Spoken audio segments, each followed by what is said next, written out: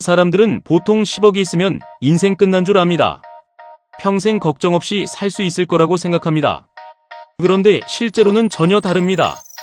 오히려 순자산 10억이 되는 순간부터 삶의 구조 자체가 완전히 달라지기 시작합니다. 왜 어떤 사람은 10억 이후에도 계속 자산이 커지고 어떤 사람은 다시 무너질까요? 오늘은 단순히 돈 이야기가 아니라 순자산 10억이 사람의 사고방식과 시간 개념, 인간관계, 그리고 생존 방식까지 어떻게 바꾸는지 이야기해보겠습니다. 지금 한국 사회에서 10억이라는 숫자는 굉장히 이상한 위치에 있습니다. 누군가는 요즘 10억이 돈이냐라고 말합니다. 하지만 또 누군가는 평생 벌어도 만들기 힘든 숫자라고 이야기합니다. 왜 이런 차이가 생길까요? 이유는 비교 대상이 완전히 달라졌기 때문입니다. 사람들은 유튜브나 뉴스에서 서울 핵심지 아파트 가격만 봅니다. 반포, 압구정, 성수 같은 곳의 신축 아파트는 20억, 30억이 기본처럼 보입니다. 그러다 보니 10억이 별거 아닌 것처럼 느껴집니다. 그런데 현실은 다릅니다. 우리나라에서 순자산 10억 이상 가구는 상위 약 12% 수준입니다. 그리고 금융자산만 10억 이상 가진 사람은 1%도 되지 않습니다. 즉, 대부분 사람들은 실제 현실이 아니라 극소수 상위 자산가의 삶을 기준으로 자기 인생을 비교하고 있는 겁니다. 그 결과 어떤 일이 벌어질까요? 연봉이 올라도 불안합니다. 집을 사도 불안합니다.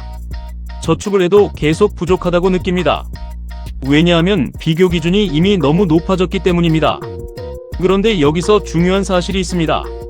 순자산 10억의 진짜 가치는 소비가 아니라 선택권에서 시작된다는 겁니다. 자산이 적을 때 사람은 월급 하나에 의존합니다.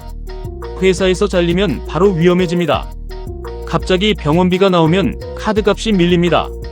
자동차가 고장나면 생활 전체가 흔들립니다. 하지만 10억 수준이 되면 조금씩 다른 현상이 생깁니다. 바로 자본소득이라는 두 번째 파이프가 생기기 시작합니다. 예를 들어 금융자산 10억을 연 4% 수준으로 운용하면 세후 기준 약 3천만 원대 현금 흐름이 생깁니다. 물론 엄청난 부자는 아닙니다. 하지만 중요한 건 죽지 않는다는 겁니다. 이 차이는 생각보다 엄청 큽니다. 월급만 있는 사람은 회사가 세상의 전부입니다. 하지만 자산소득이 생기기 시작하면 회사는 선택지 중 하나가 됩니다. 그래서 순자산 10억 근처부터 사람들이 달라집니다. 갑자기 여유 있어 보여서가 아닙니다. 거절할 수 있게 되기 때문입니다. 부당한 업무를 거절합니다. 이상한 동업 제안을 거절합니다. 위험한 투자 권유를 거절합니다. 왜 가능할까요? 당장 이번 달 생존이 걸려있지 않기 때문입니다. 사실 많은 사람들이 사기를 당하는 이유도 여기에 있습니다. 돈이 부족할수록 사람은 조급해집니다. 조급함은 판단력을 무너뜨립니다. 이번 기회 놓치면 끝이다. 지금 아니면 평생 가난하다. 이런 말에 흔들리기 시작합니다. 하지만 자산이 어느 정도 쌓이면 오히려 반대로 움직입니다. 급한 돈이 없기 때문에 냉정하게 판단할 수 있습니다. 이게 바로 부자들이 말하는 현금 흐름의 힘입니다. 하지만 대부분 사람들은 여기서 무너집니다. 10억이 생기면 끝이라고 생각하기 때문입니다. 실제로는 그때부터 새로운 문제가 시작됩니다. 바로 세금입니다. 자산이 작을 때는 세금이 크게 체감되지 않습니다. 월급에서 원천 징수되고 끝납니다. 그런데 자산 규모가 커지면 세금 하나가 수천만 원 차이를 만듭니다. 특히 금융소득 종합과세를 처음 경험하는 사람들이 굉장히 많습니다. 이자와 배당 소득이 일정 기준을 넘으면 다른 소득과 합쳐 높은 세율이 적용됩니다. 처음에는 다들 충격받습니다. 내가 번 돈인데 왜 이렇게 많이 가져가지? 이런 생각을 하게 됩니다. 하지만 진짜 부자들은 여기서 다르게 행동합니다. 화를 내는 게 아니라 규칙을 공부합니다. 왜냐하면 세금은 피하는 게임이 아니라 이해하는 게임이라는 걸 알기 때문입니다. 부동산도 마찬가지입니다.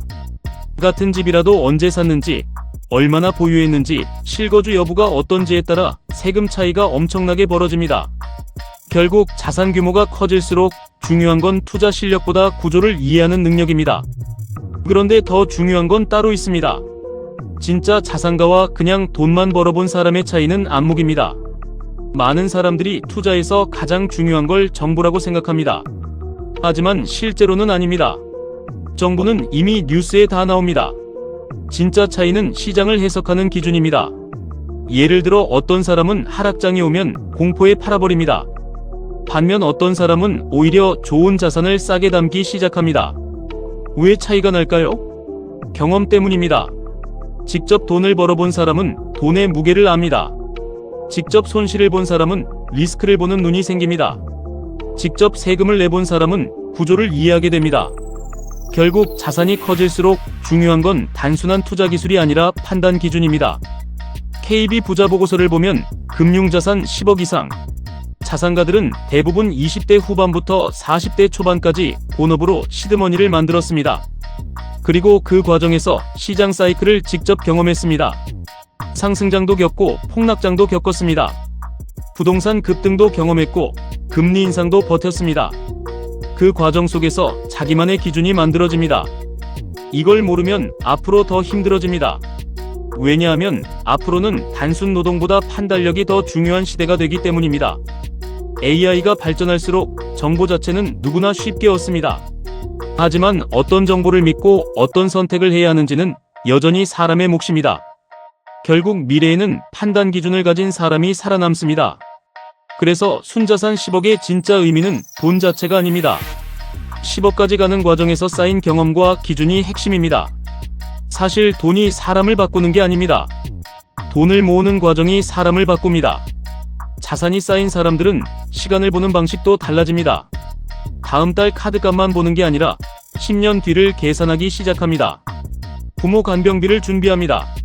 자녀 교육비를 미리 설계합니다. 은퇴 이후 의료비까지 생각합니다. 이 차이는 엄청 큽니다. 오늘만 버티는 사람과 10년 뒤를 준비하는 사람은 같은 월급을 받아도 전혀 다른 선택을 하게 됩니다. 한 사람은 소비로 스트레스를 풉니다. 다른 사람은 미래의 현금 흐름을 만듭니다. 그리고 시간이 지날수록 그 차이는 눈덩이처럼 벌어집니다. 그렇다면 지금 우리에게 필요한 건 뭘까요? 첫 번째는 본업입니다. 대부분의 자산가는 결국 본업으로 첫 시드를 만들었습니다. 처음부터 투자만으로 부자가 된 경우는 생각보다 많지 않습니다. 두 번째는 현금 흐름입니다. 돈이 들어오는 구조를 여러 개 만들어야 합니다.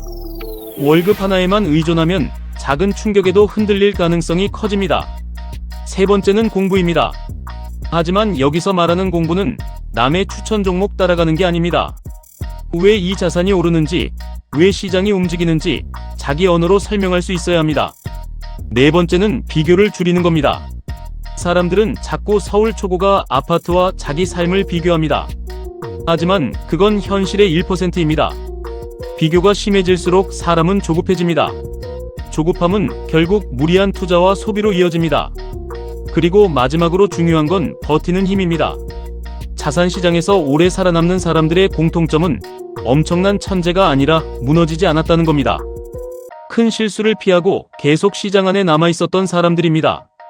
결국 부자의 핵심은 대박이 아닙니다. 생존입니다. 순자산 10억은 화려한 숫자가 아닙니다. 하지만 삶의 충격을 흡수할 수 있는 첫 번째 방어선이 되어줍니다. 갑작스러운 위기를 작은 위기로 끝낼 수 있게 해줍니다. 그리고 그 힘이 결국 사람의 선택과 인생 방향을 바꾸기 시작합니다. 이제 앞으로 세상은 더 빠르게 변할 겁니다. 물가는 계속 오를 가능성이 높고 일자리 구조도 달라지고 AI는 점점 더 많은 일을 대신하게 될 겁니다. 그 속에서 결국 중요한 건 단순히 얼마를 버느냐가 아닙니다. 돈이 없어도 흔들리지 않는 구조를 만드는 겁니다. 그리고 그 시작은 거창한 투자가 아닙니다. 지금 내 소비를 이해하고 내 수입 구조를 점검하고 왜 이 선택을 하는지 스스로 설명해보는 것부터 시작됩니다. 설명할 수 있는 사람은 흔들리지 않습니다. 흔들리지 않는 사람은 결국 살아남습니다. 여러분은 어떻게 생각하시나요? 순자산 10억은 정말 평생 걱정 없는 숫자일까요? 아니면 이제부터 진짜 차이가 시작되는 구간일까요? 댓글로 여러분 생각도 남겨주세요. 앞으로도 돈의 흐름과 시대 변화 속에서 살아남는 현실적인 전략을 계속 이야기해드리겠습니다. 영상이 도움이 되셨다면 구독과 좋아요도 부탁드립니다.